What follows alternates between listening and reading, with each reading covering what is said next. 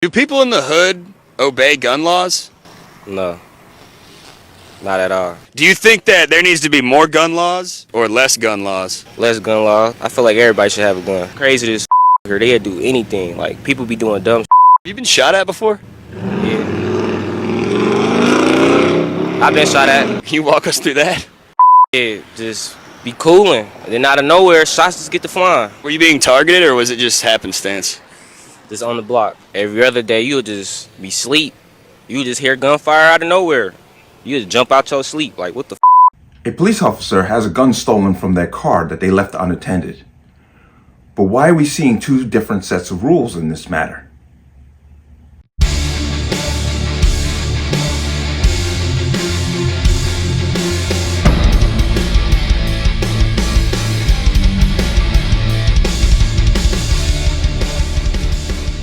Welcome to another installment of the Connecticut Gun Bench. Today's video is brought to you by P.A.N. Firearms, LLC. P.A.N. Firearms for your NRA certification and multifaceted gun training. You can reach us at 203-300-6343 or use our website at www.panfirearmsllc.com.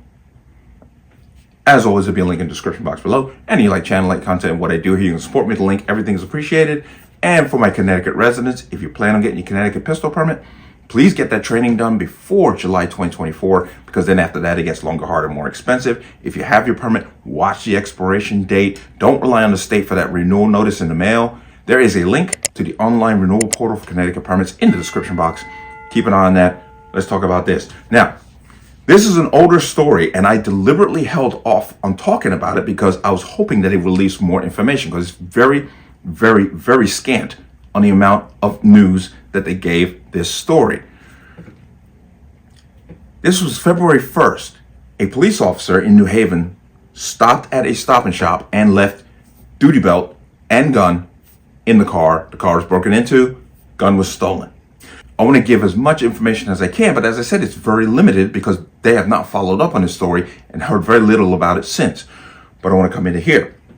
Off-duty cop's gun stolen from vehicle at New Haven Stop and Shop, police say. The firearm of an off-duty Bridgeport police officer was taken from their vehicle at a Stop and Shop on Thursday, officials say. Remember, this is back on February 1st. New Haven Police Sergeant Sherelle Carr said officers were called to the Stop and Shop on Amity Road for a report that an off-duty officer's firearm and duty belt was stolen out of their vehicle from in parking lot. That's interesting. Carr said the suspects involved in the incident were apprehended in the area of Greenwich Avenue. It was not immediately clear if the gun was taken from the officer's personal or service vehicle or if it has been recovered. Carr said more information will be released once the investigation is concluded. Now, let me come out of that. That's all they gave us. That's all the information that has been made available concerning this incident. And I have to question why. It's been it's been a month. We're hearing nothing more about it because I have a real problem with this. Now, you don't leave a gun in your car unless it's secured.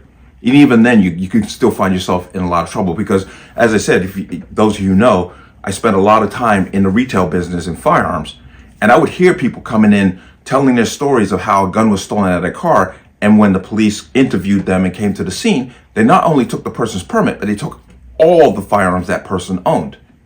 And that happened, I've heard that story more than once.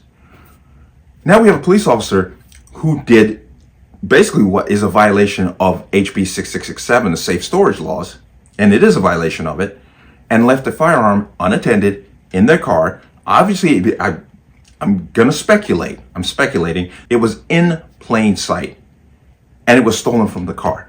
Now, my problem is we've heard nothing more about this story, and that right there tells me that we're not going to hear very much about this story since this has happened. It's two sets of standards, because if this had been a civilian who did this same thing, once again, they would lose their permit and any other firearms that they may own, and they're going to be going through the court system trying to figure out how to remedy themselves to get their property back. This police officer, what's going to happen? They get chastised somewhat. They did say that the people who did it were apprehended, but they don't say whether or not the firearm was recovered. But still, why don't we hold this police officer to the same standard we hold the public? Why is there a protected class when it comes to laws? And this is not the first time.